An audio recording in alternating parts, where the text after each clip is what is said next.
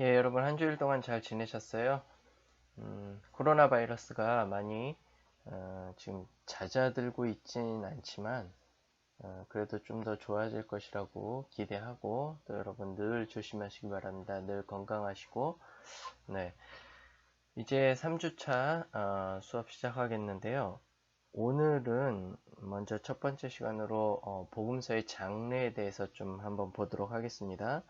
어, 원래는 여러분 책 139페이지 제5장 공간 복음의 문제를 하겠는데요. 그 4장에 있는 거 우리가 저번 2주차 수업 3교시에는 신약 연구 방법론까지 했죠. 그 다음에 이제 제4장 신약성서 시대의 그리스도교 공동체를 할 차례인데 이것은 여러분이 그냥 참고로 쭉 한번 읽어보시면 될 것 같아요. 제가 첫 번째 시간에도 그 신약성서의 배경에 대해서 또 성전에 대해서 간략히 말씀드렸고요. 그 다음에 우리가 그 신약성서에서 네 개의 파를 봤죠. 그래서 바리새파, 사두개파 등등 네 개의 분파를 봤습니다. 그래서 제4장 신약성서의 그리스도교 공동체는 우리가 좀 넘어가도 될 것 같습니다. 여러분이 참고로 한번 쭉 읽어보시면 될 것 같습니다. 그래서 이제 여러분 책 139페이지 제5장 공간복음의 문제를 다룰 텐데요. 그 전에도 말씀드렸지만 마태복음, 마가복음, 누가복음 요거를 공간복음서라고 합니다. 세 개를요. 관점을 같이 했다, 전승을 같이 하고 있다. 그래서 공간복음이라 그러는데요. 그 공간복음의 문제를 다루기 전에 복음서의 장르에 대해서 좀 간략히 설명을 해 드리도록 하겠습니다. 복음서의 장르, 복음서의 장르는 팔레스타인 언어 양식에서 그 근원을 찾을 수가 있습니다. 마태복음 11장 2절부터 6절을 보시면 요한이 옥에서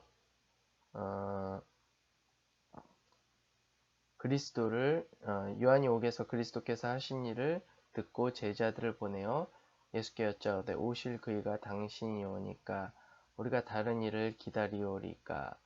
예수께서 대답하여 이르시되 너희가 가서 듣고 보는 것을 요한에게 알리되. 여기서죠, 듣고 보는 것, 예수님이 하신 그런 듣고 보는 것을 요한에게 알려라. 예. 그래서 죽은 자가 살아나며 가난한 자에게 복음이 전파되게 한다라. 이렇게 해서 5절 보면은 복음이 전파되게 한다. 그렇게 복음이 나와 있죠. 계시록 14장 6절에도 나와 있고 그럽니다. 이렇게 팔레스타인 언어 양식에서 그 근원을 찾을 수 있다라는 거죠. 그 복음이란 오이앙겔리온이라고 그러는데요. 유앙겔리온, 황제 제사에서 근원적인 전승사적 배경을 찾을 수 있다.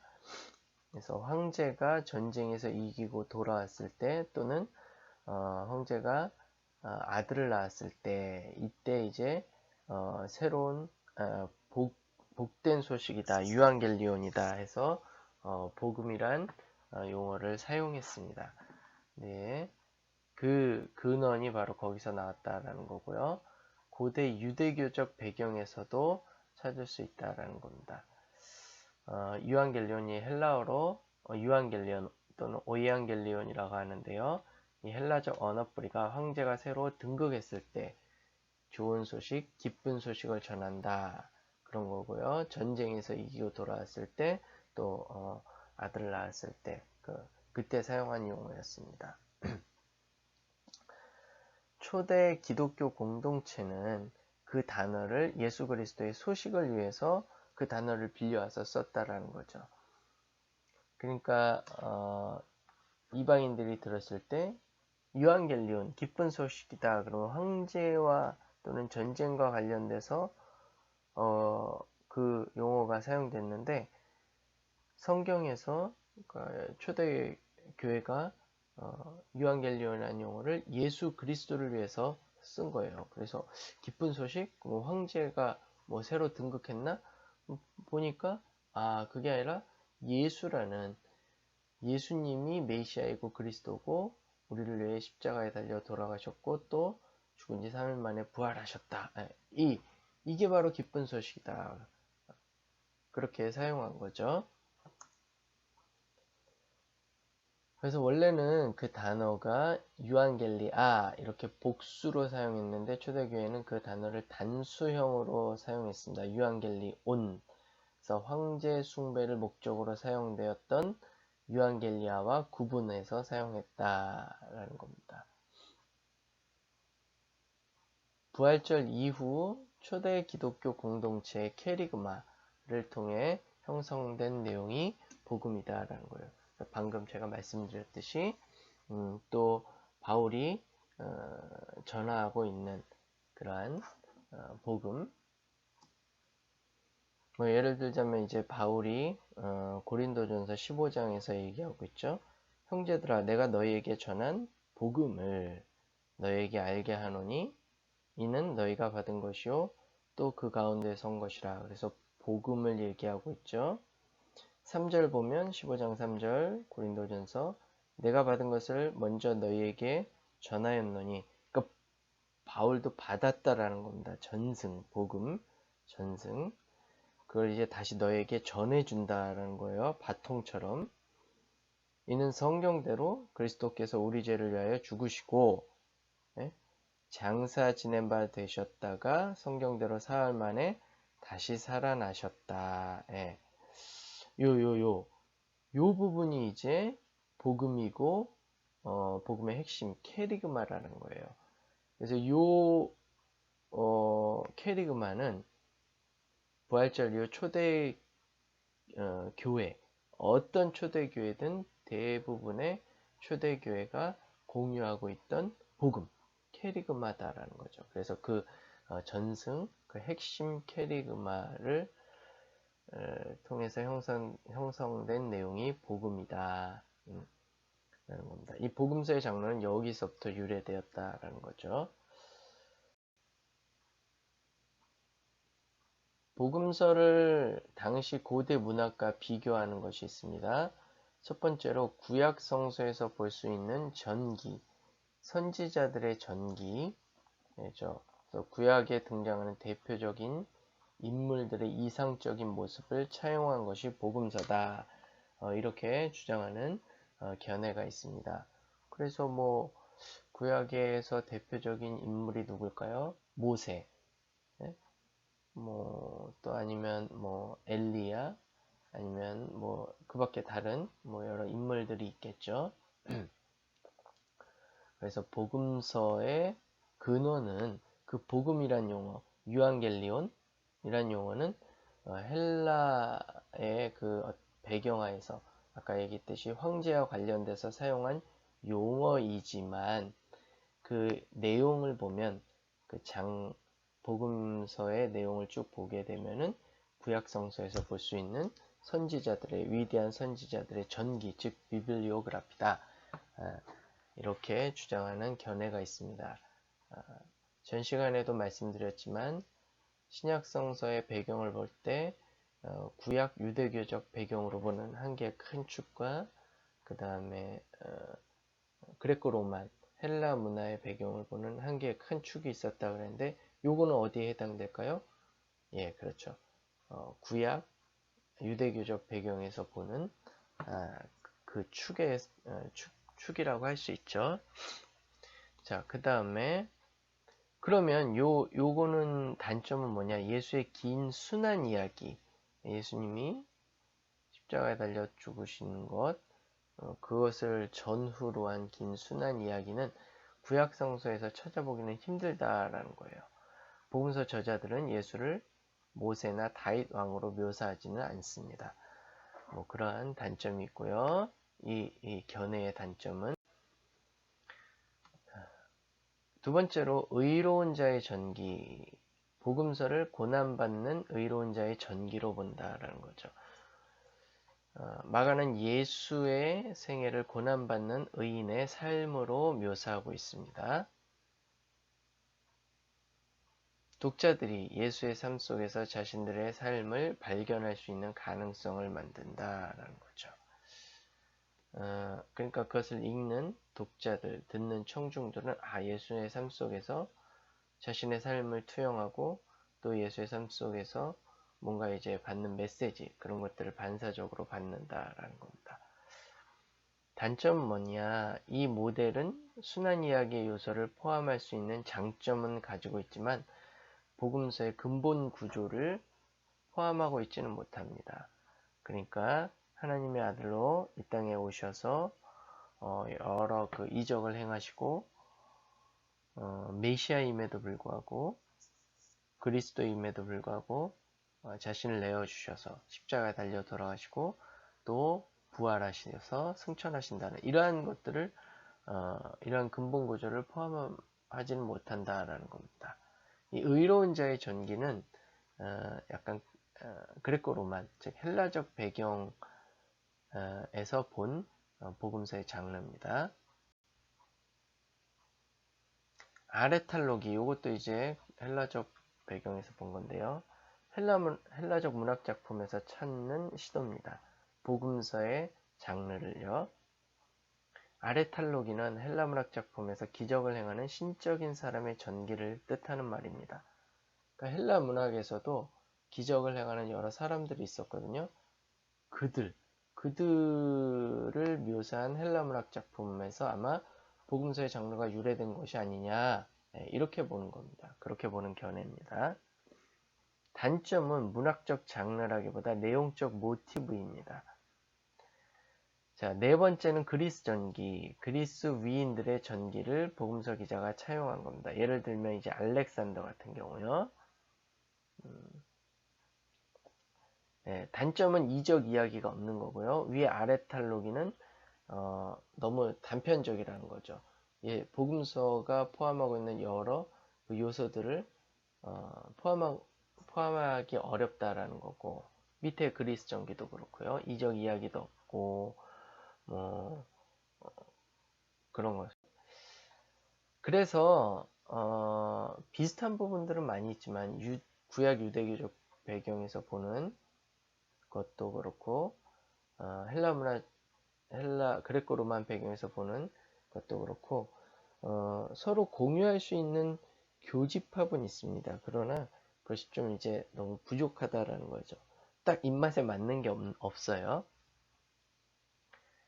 다섯 번째로 고대 철학자들의 전기 혹은 헬라적 전기가 있습니다.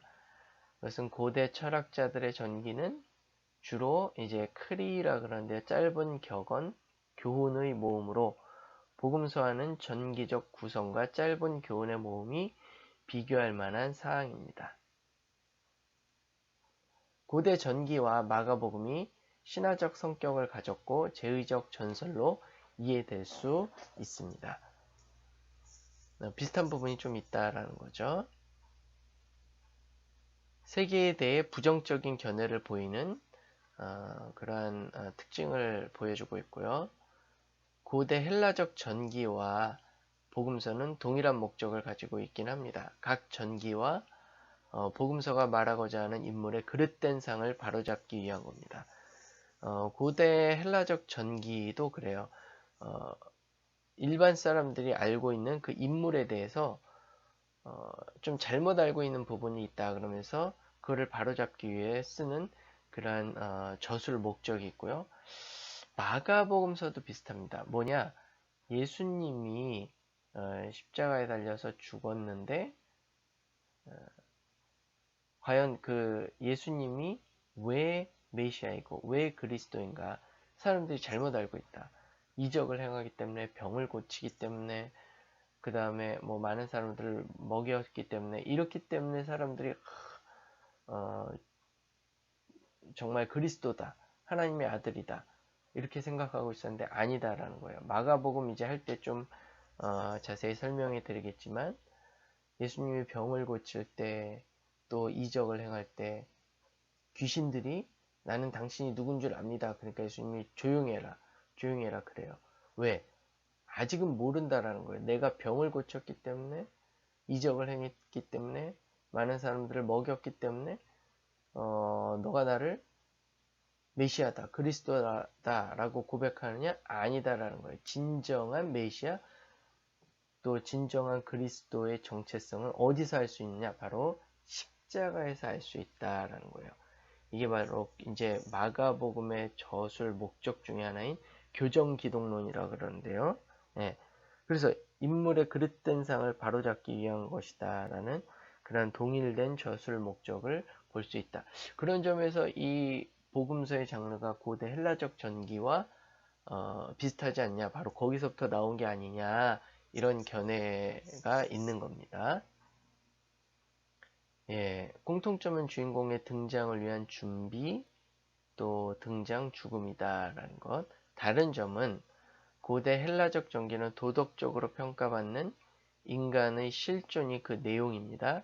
반면 복음서는 하나님의 아들이 세례부터 십자가의 죽음과 부활에 이르는 길이 그 내용이죠. 이런 공통점도 있고 다른 점도 있습니다. 그러니까 다 그런 거예요.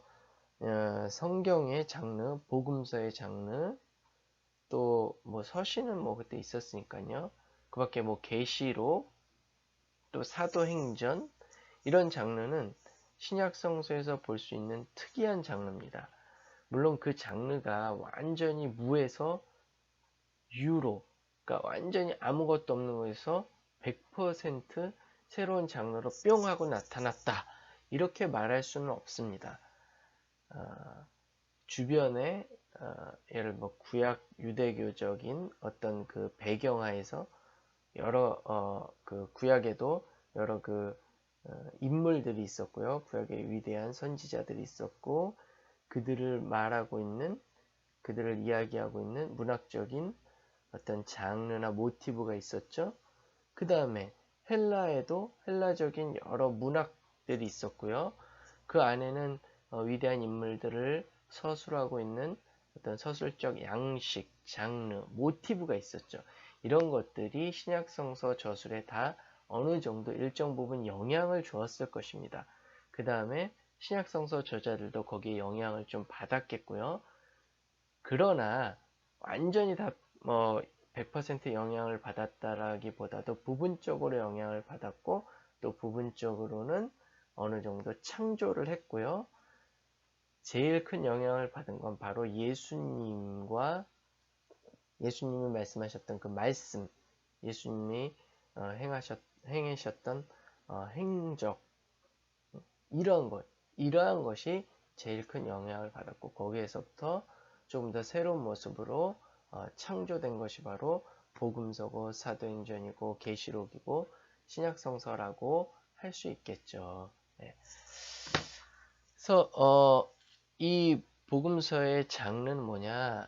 장르를 우리가 쭉 보는 데 있어서 이러한 그 구약 유대교적 배경에서 어떤 장르가 있었는가, 어떤 영향을 받았는가, 그레코 로만, 즉 헬라 문학에서 어떤 장르가 있었고 어떤 영향을 받았는가, 이런 것들을 보는 겁니다. 즉 복음서에는 역사 전기적, 개인 정기적 진술이 캐리그마와 결합되어 나타난다. 예, 이렇게 뭐 우리가 결론을 내려볼 수 있겠죠. 또 한 가지 특징은 복음서에서는 이야기와 캐리그마적 진술이 아까 읽었던 우리가 고린도전서 15장에 나와 있는 그런 캐리그마적 진술도 다른 신약 성서에서 우리가 볼 수 있는 핵심 캐리그마, 그런 캐리그마적 진술과 그 이야기, 복음서에서 볼 수 있는 등장인물, 그 다음에 이야기가 쭉 진행되죠. 그런 이야기들은 아리스토텔레스의 시론의 그런 이야기들과 매우 유사점을 보이기도 합니다. 그런 이야기와 캐리그마적 진술이 서로 뒤섞여져 있고요. 이야기적 기본 구성이 전기적 구성과 드라마적 구성과 이렇게 결합되어 나타나 있습니다. 그게 이제 복음서 장르의 특징이라고 할 수 있습니다. 이런 점에서 복음서라는 장르는 마가가 만들어낸 독창적인 장르이다. 왜 마가냐? 마가복음을 기준으로 해서 마태, 누가복음이 쓰여졌다라는 것, 이제 공간복음서 문제 얘기할 때 말씀드리도록 하겠습니다. 그래서 일단은 우리가 가지고 있는 신약 성서에 있는 복음서의 최초는 마가이기 때문에 이 마가가 만들어낸 독창적인 장르다라는 걸 알 수 있는 거죠.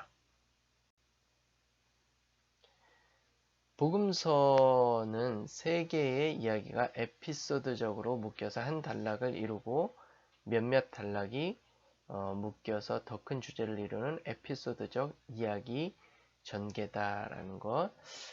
그게 이제 지금 서사유평에서 그래도